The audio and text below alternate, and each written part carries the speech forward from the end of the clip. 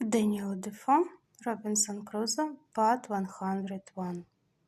But I was so embarrassed with my own frightful ideas of the thing that I formed nothing but dismal imaginations to myself, even though I was now a great way off. Sometimes I fancied it must be the devil, and reason joined in with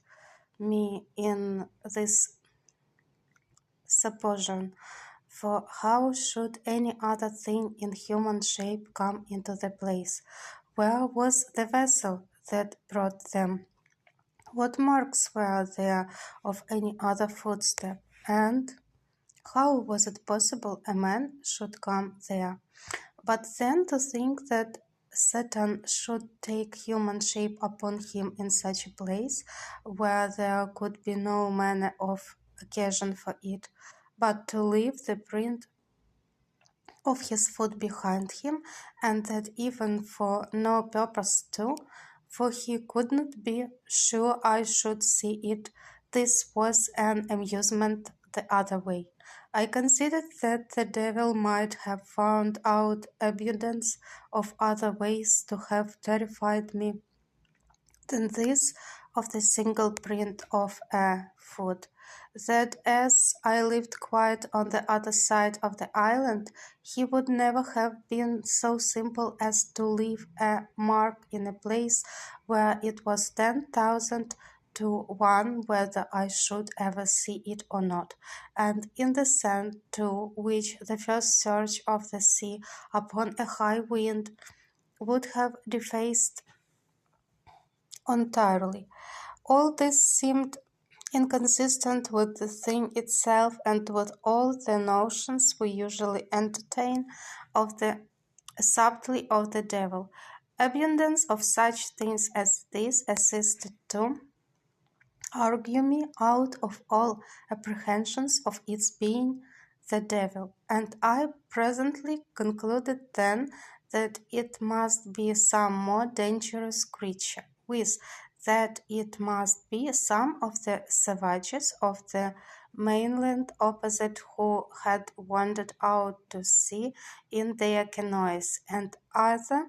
driven by the currents or by contrary winds, had made the island and had been on shore, but were gone away again to sea, being in loath,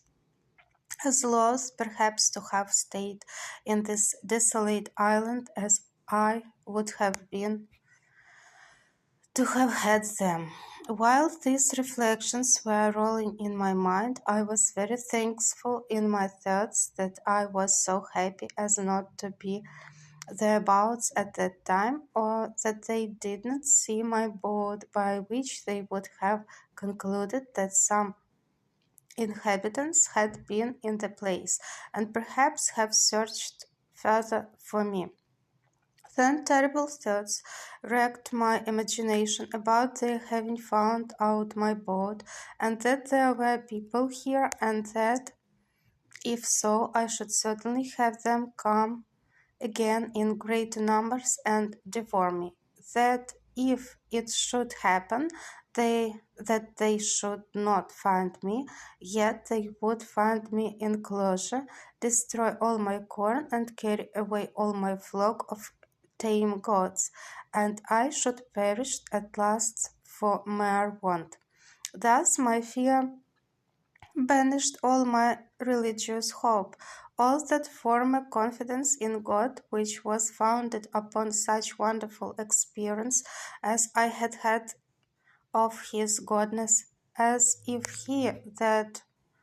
had fed me by miracle hitherto could not preserve by his power the position which he had made for me by his goodness. I reproached myself with my laziness that would not sow any more corn one year than would just serve me till the next season, as if no accident could intervene to prevent my enjoying the crop that was upon the ground, and this I thought so just a reproof that I resolved for the future to have 2 or 3 years corn beforehand, so that whatever might come, I might not perish for want of bread.